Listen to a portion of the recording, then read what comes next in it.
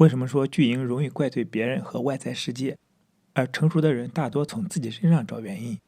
为什么怪罪别人和外在世界无法给自己带来进步？什么是顺其自然，为所当为？今天我们继续读《巨婴国》这本书。今天的读书章节中有以上问题的答案。今天我们读到的是失控就是魔鬼，魔鬼就是你自身这两个专题。想听更多的内容，可以订阅我的 YouTube 频道。读完这本书之后，我还会就解读中国文化这个专题去分享更多相关的书籍。我们共同查杀掉自己头脑中的中国文化病毒，在个体层面做到文化出埃及，早日跃迁到现代文明的状态。让我们开始吧。失控就是魔鬼。有个视频，一只小狗打了2次嗝之后，它就开始叫，似乎外部世界有个敌人，它在对着那个敌人狂叫。这是怎么回事呢？按照精神分析的理论来讲，这是一个很经典的现象。在小动物、婴儿，也包括部分还停留在婴儿期心理发展水平的成年人身上，你会看到小狗发现它控制不了打嗝这件事情，也就是说打嗝这件事情失控了之后，分裂和切割这样的心理机制就发生了。从和巨婴水平的成年人对话可以大致推理，他会这样想：打嗝这件事情我不能控制，既然我不能控制，那就应该有另外一个力量在控制，而且因为打嗝这件事有点不舒服，所以控制这件事情的另外一种力量是有些恶意的，所以小狗就会对着外面狂叫，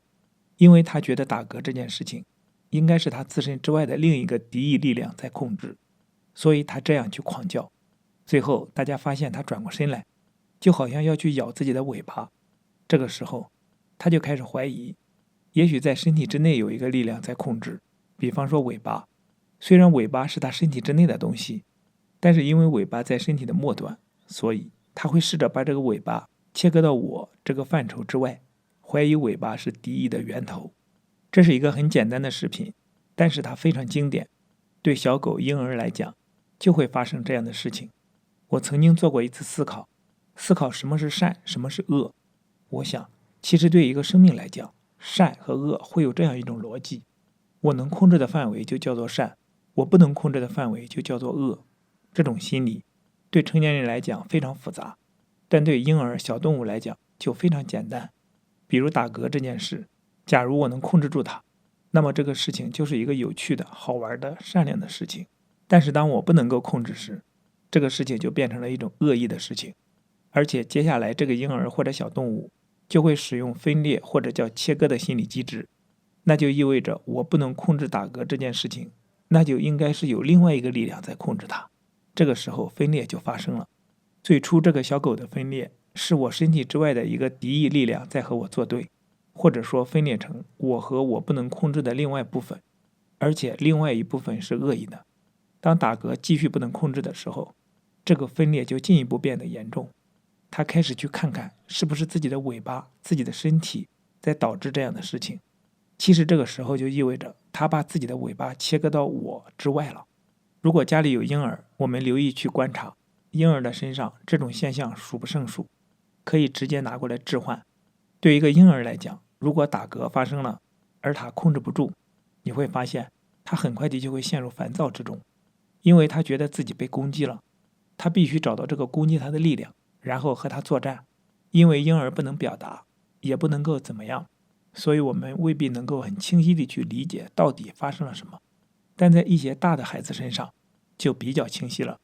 就比如说，有一个网友曾经在我的微博上留言，说他的孩子把牛奶打翻了，结果他过来攻击妈妈。这是怎么回事呢？他会觉得，本来我应该能够控制住倒牛奶这件事情，但是没有控制住，而且在他的世界里，主要的力量就是他和妈妈。既然他控制不住，那就应该是另外一个力量在控制。当然，这个另外的力量就是妈妈了。牛奶被打翻了，失控发生了，他就会认为妈妈变成坏的了，相当于坏妈妈打翻了这个牛奶，所以他要去攻击他的妈妈。这个孩子应该1-2岁了，他能够去表达，所以当他的妈妈问他的时候，他就说出来了，他觉得是妈妈打翻了这个牛奶。小孩子把妈妈视为坏人，看起来这是一件不好的事情，但对于一个小孩来讲，这是一个很好的部分，因为他归罪于妈妈要胜过归罪于另外的力量。当孩子失控的时候，他都要归罪到外部世界。假如他说有一个看不见摸不着的像鬼一样的恶魔在攻击他，而导致失控的发生，那么这个时候他当然会知道他控制不了这个鬼恶魔，所以他会有一种彻底的失控感，并会将这个彻底失控的部分切割到我之外。例如婴儿觉得坏妈妈导致了这件事情失控，那其实就意味着一种修复的可能性，也就是妈妈可以跟婴儿一起努力来克服这件事情。当这件事情克服之后，婴儿就会觉得我是好的，妈妈是好的了。这个时候，一个失控的事情就变成了可以控制的了，而一个坏妈妈就变成了一个好妈妈了。这样一来，孩子的世界就发生了重要的转变。我相信讲到这里，大家就会知道，特别是对于一个婴儿来讲，妈妈或者一个成年的养育者的陪伴是非常非常重要的。虽然婴儿的世界很简单，就是吃喝拉撒睡玩，当然还包括其他一些隐秘的部分，但吃喝拉撒睡玩是主要的。如果一个妈妈很用心的话，可以在很大程度上帮助她的孩子去控制这些事情。假如是一个成年人，父母是控制不了他的世界的，也满足不了他，因为那个时候涉及到结婚、生孩子、找工作等各种各样的事情，甚至学习这件事情，父母已经没办法帮孩子去完成了。但是对于一个婴儿来讲，吃喝拉撒睡玩，一个有感觉的妈妈可以在很大程度上帮孩子完成。假如婴儿活在他的世界里，那里主要就是吃喝拉撒睡玩这样的事情，并且处在一种基本可控的状态之中，对婴儿来讲，他就会觉得自己活在一个善意满满的世界里。当然，失控不可避免的会发生，所以对婴儿来讲，必然有一个世界被他切割出去，并且这个切割出去的世界是有一个魔鬼在导致这些失控发生。所以大家会发现，婴儿害怕黑暗和鬼其实都意味着同样的意思。比如说，我有一个朋友，在他的孩子1岁半之前连着搬家好几次，结果他发现孩子开始害怕黑影。黑影里有什么呢？其实我们可以这样来理解，因为连着搬家几次，这对于一个婴儿来讲刺激太大了，他会经常处在失控当中。这些失控发生之后，他也像视频当中的那只小狗一样在寻找到底是什么样的敌人导致了这些失控的发生。黑暗像是一个看不清摸不着的力量，而且黑暗之中似乎藏着他看不见的东西，比如说鬼。所以这个婴儿就会觉得是有一个鬼藏在黑暗当中，导致了失控的发生。因为他没有办法理解是搬家导致了这一系列的失控，所以他要去归罪于一个鬼。成年人怕鬼实际上就是从这里来的，甚至我们可以用怕鬼的程度来衡量一个成年人在小时候面临的失控有多少。如果我们养育婴儿的话，妈妈及时地满足他、照顾他、陪伴他，让他顺利地克服吃喝拉撒睡玩带来的种种挑战，是非常重要的。我们可以再次强调，一个婴儿如果有太多失控发生，那就意味着他会将太多的事情切割到我之外。最严重的事情是婴儿处在一种全然的封闭状态，他好像对整个世界都没有了兴趣。这个时候，他其实将整个世界都切割到我之外，这已经意味着他觉得整个世界都像魔鬼一样。对于全然封闭的孩子来讲，有任何事情侵扰到他，他都可能会发狂，因为他会觉得任何事情都是他控制不了的，所以任何事情对他来讲都是一种入侵，都是一种充满敌意的力量。换成另外一句话来说，妈妈或其他养育者把孩子养育得多好，就意味着婴儿在多大程度上可以把妈妈或者一个养育者纳入到他的自我之内、好之内。一个健康的孩子会是一个充满活力的孩子，他会对周围世界充满好奇和探索欲望，因为之前他的吃喝拉撒睡玩被照顾得很好，所以他会觉得虽然有些事情会暂时失控，但是经过一些努力，这个事情就会重新恢复到控制之中。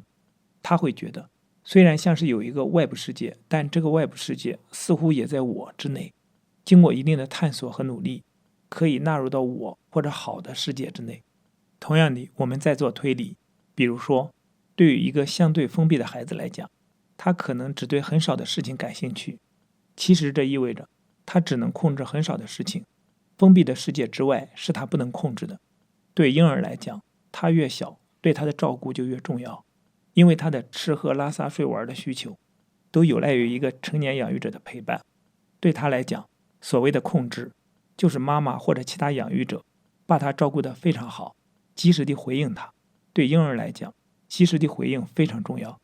你回应的越快，就意味着他在越快的时间之内解决失控这件事，让世界重新恢复控制。随着孩子逐渐长大，另外一件事情就变得很重要，他要尝试着尽他自己的力量去完成一些事情。这个时候他会逐渐觉得，我完成了这件事情，我可以控制这件事情。这种感觉对孩子来讲非常宝贵。对于婴儿来讲，妈妈或者其他养育者及时的回应和照顾非常重要。我们可以这样来理解，一个被照顾得很好的孩子，他会觉得自己活在善意满满的世界里；一个被照顾得很不好的孩子，他就会觉得自己活在一个恶意满满的世界里。前面一种孩子会觉得他活在天使环绕的世界里，而后面一种孩子会觉得他活在魔鬼环绕的世界里。魔鬼就是你自身。我一位来访者周先生，有一天晚上，为了给自己提神，喝了2杯很浓的咖啡，结果当天晚上失眠了。他发现1点多钟自己还不能够入睡，这时候有一种很深的懊恼和自我攻击出现，因为第二天他有重要的事情，而且照以往的经验，如果晚上睡不好的话，他会头痛、头晕，然后连带一系列的事情，第二天的状态会很糟糕，重要的事情也经常做不好，这让他很担心，所以他就开始努力，用各种各样的方法，想让自己能够很好的睡下来。结果他的努力都失败了，2点多钟、3点多钟还是睡不着。到了4点来钟，他就出现了一种很深很深的自我攻击、自我诅咒的状态。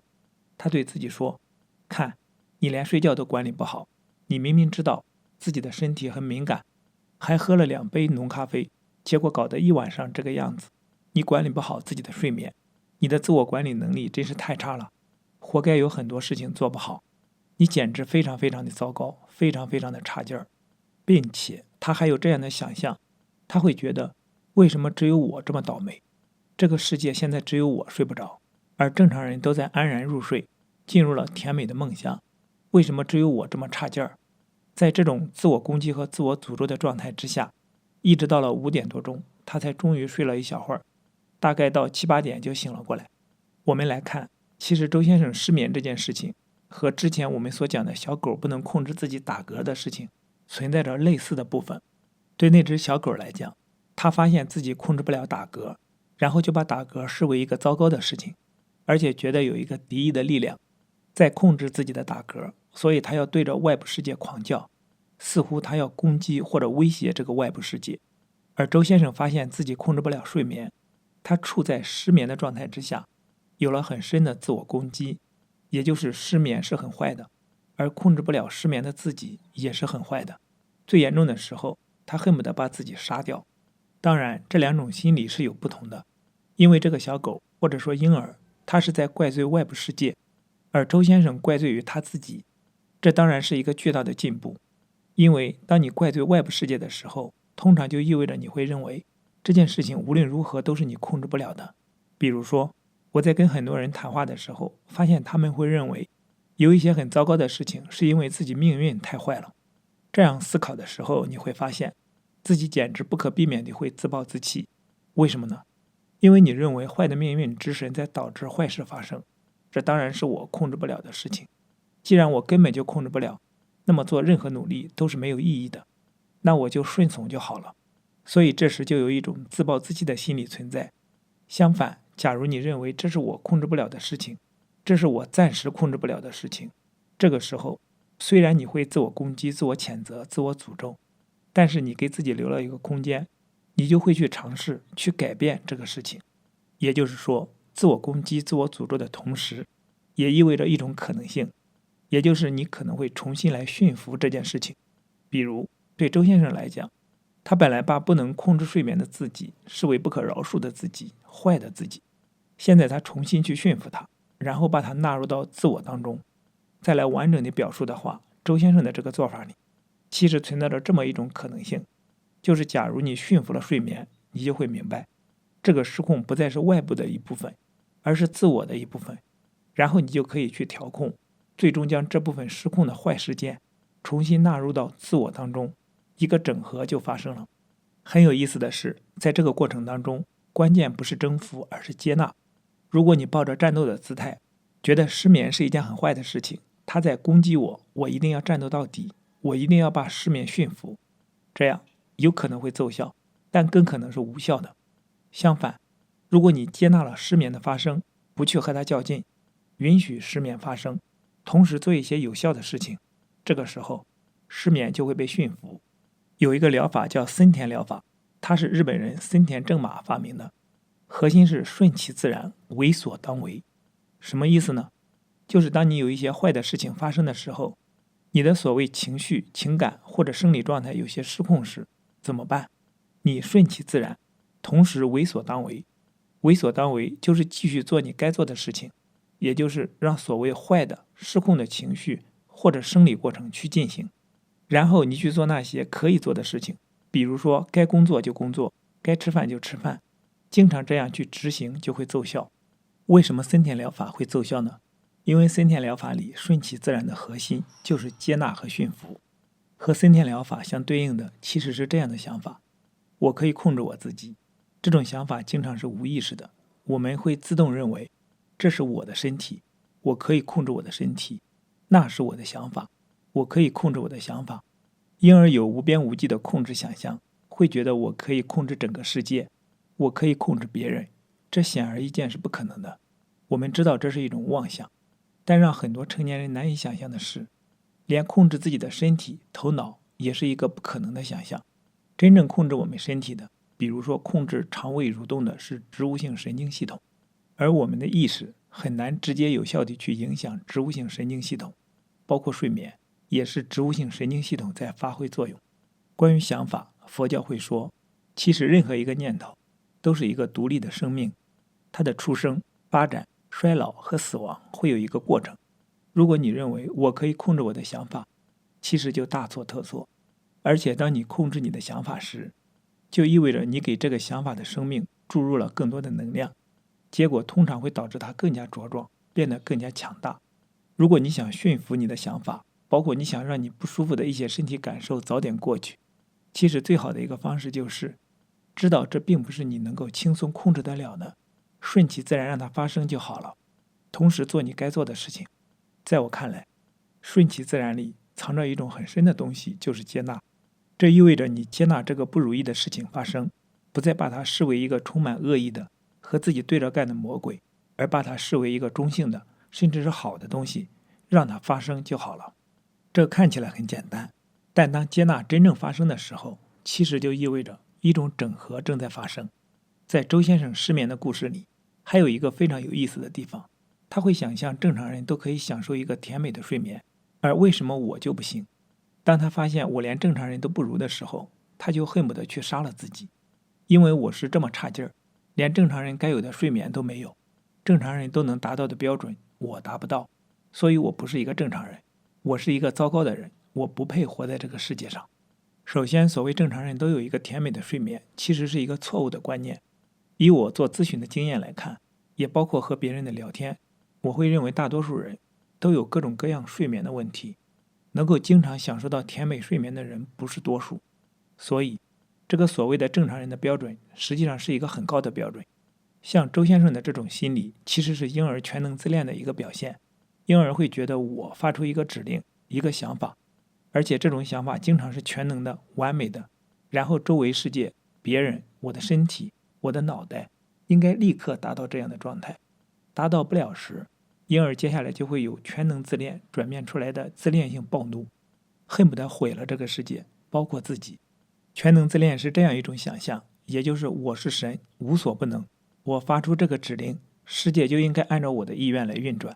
但是当发现这个世界，包括自己的身体和头脑，不能如自己所愿的时候，